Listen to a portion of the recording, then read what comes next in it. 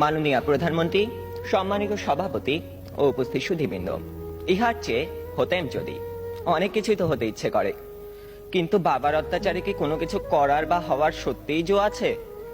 এই তো কদিন আগে বাসার সবাই মিলে নাটক দেখতে বসেছে। আমিও পরিবেশের গন্ধ শুকে আস্তে আস্তে এগোচ্ছি কোন রকমের দর্শকের সারিতে জায়গা দখল করার জন্য। অমনি বাবা গুরুগম্ভীর কণ্ঠে আদেশ জারি করলেন, 2 দিন পরে তোমার পরীক্ষা, এখন তোমার এসব নাটক ফাটক দেখা চলবে না। কি আর করা, দরজার চৌকাঠ থেকেই ফিরে যেতে হলো। যেতে যেতেই শুনতে পেলাম নাটকের ছেলেটি তার বাবাকে বলছে, আমি এবার পরীক্ষা দেব না। ইস, আমি যদি এমন করে বলতে পারতাম, এই নাটকের ছেলেটির মতো হতাম। কিন্তু এ তো শুধু নাটকেই সম্ভব।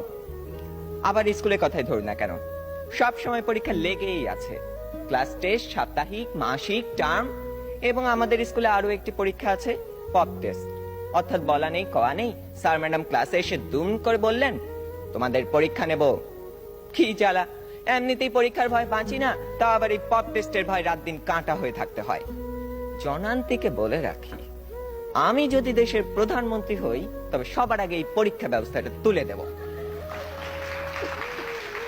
এরই মধ্যে একজন বন্ধু ইশারা করলো, এনেছি। বুঝতে পারলাম গতকাল তাকে হুমায়ুন আহমেদের বোতল ভূত বইটা আনতে বলেছিলাম। কোন রকমে পরীক্ষা শেষ করে উঠে গেলাম লাস্ট বেঞ্চে।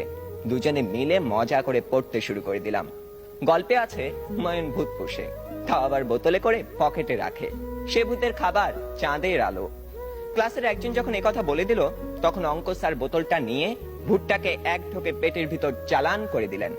অমনি স্যারের পেটের ভিতর গুড়গুড় শব্দ উঠতে শুরু করলো, আর তিনি হেঁচকি তুলতে লাগলেন।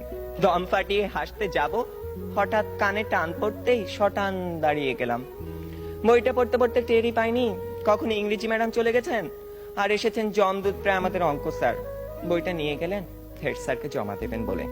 তার মানে আরো এক দফা শাস্তি। আপনারাই বলুন, এত শাসনের মধ্যে স্বাধীনভাবে কোনো কিছু করার উপায় নেই তো হওয়ার উপায় আছে? ধন্যবাদ সবাইকে।